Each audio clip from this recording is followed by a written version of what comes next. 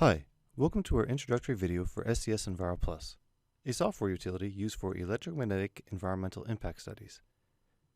In this tutorial, you will learn how to create a new project, compute corona performances, and how to display results using SESEnviroPlus. To open the application, double-click on the SES software folder, here located on the desktop. Then locate and double-click on the SESEnviroPlus icon. Depending on whether you have previously created a project with SESEnviroPlus, when the application launches, the job identification and working directory window will either already be on top of the main screen, or you will have to click on the New button in the ribbon to open this window. Either way, once you have this window open, you'll notice its two fields at the top. The first one, the working directory, is for you to specify where all of your input and output files for your various case studies will be stored. For this video, we've selected a folder called SESEnviroPlus Tutorial, located on our Z drive. The second field, Current Job ID, is for entering the name of your project, which in this case we'll call simply My Project. Upon clicking OK, the My Project project is created and stored in our working directory, and the project name now appears at the top of the main screen. Also on the main screen, we have the project description and module description fields, where you have the option of entering a description of your model. Within the Options panel, you can specify certain parameters for your project, for example, the frequency and the system of units, which in this case will keep a metric, which is the default value. To define the soil resistivity, we make the appropriate selection on the left side of the screen. And here we see that the default soil resistivity is 100 ohm meters. We'll keep this default value for this video tutorial. Transmission line parameters are defined in the System Configuration module. To create a new circuit, you begin by clicking on the Add Row to Grid icon. And here we will import phase conductor characteristics from SES Library by clicking here. A separate video tutorial is available for showing how to filter and select items from SES Library, so we won't show those steps in this video, but we'll simply note that we've selected a Bluebird conductor of the ACSR class from SES Library.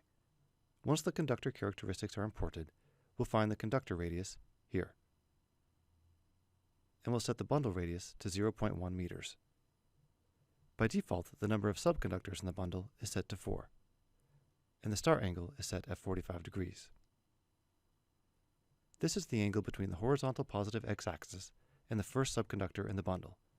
If you needed to specify an offset for your y and z coordinates, you would set the value in the relative coordinates column to yes. The phases and neutrals are defined here. Here we're adding 3 phases to our model by clicking on this button 3 times. The y-coordinates are related to the horizontal distance of the phase from the tower, and for our 3 phases we will set values of -2 meters, 0 meters, and +2 meters. For the z-average coordinates, we'll enter a value of 20 meters for each phase. The z-average coordinates correspond to the average height of the bundle center between towers, taking into account line sag. The z-actual coordinates correspond to the height of the bundle directly above the observation point. Here we'll enter a value of 18 meters for each bundle. Characteristics of a conductor are affected to a certain degree by a surface condition, and this is taken into account in this column. We would enter 0 for a brand new conductor and 1 for an old conductor. Typical conductor values vary from 0.3 to 0.4. We'll use 0.3 for our example. Next, we'll select the Neutrals tab, where we can begin defining the characteristics of our 2 neutrals after clicking here twice. We begin by selecting neutral N1, and then we click here to access SES Library to select an appropriate conductor. Again, we're not showing steps specific to SES Library in this video, but we see here that for our first neutral, we specified an Alcoa conductor from the OPT-GW class. We proceed to select the same specification for the second neutral.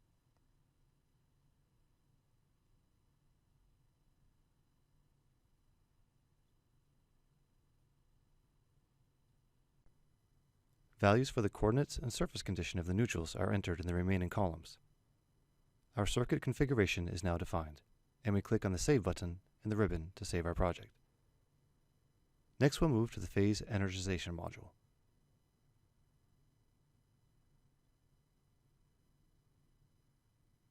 Here we'll enter a value of 500 kilovolts, and this value will appear in the phase voltages table below, as part of the header of the column entitled Magnitude of Voltage.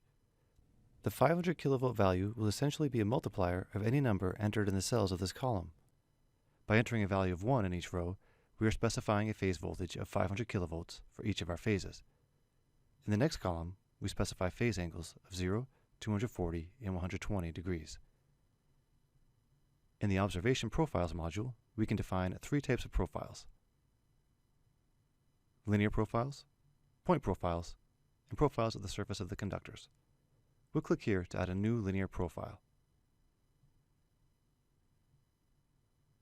Here you have the option of selecting a value for the type of profile. This field is set to all by default. Then you proceed to enter the appropriate quantities for the observation profile. A z-value of 0 indicates the profile is at the level of the ground. Within the Environmental Impact module, you can select your corona performance methods. We see in the Evaluate tab that the radio button for all circuits is selected by default. However, if you wish, you can specify an individual circuit for the analysis.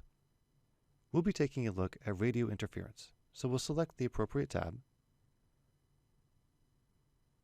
and then to Semi-Empirical Methods, EDF, and BPA, and one empirical method, SEGRA.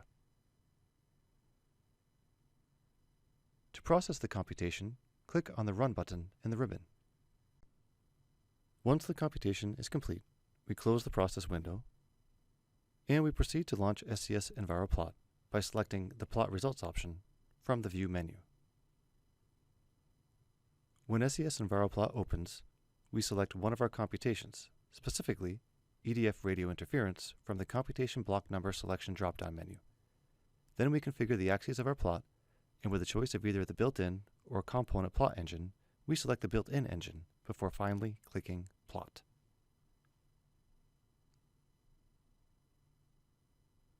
Here we're showing our plotted results showing radio interference over distance as generated by the built-in engine, and again, radio interference over distance as generated by the component plot engine.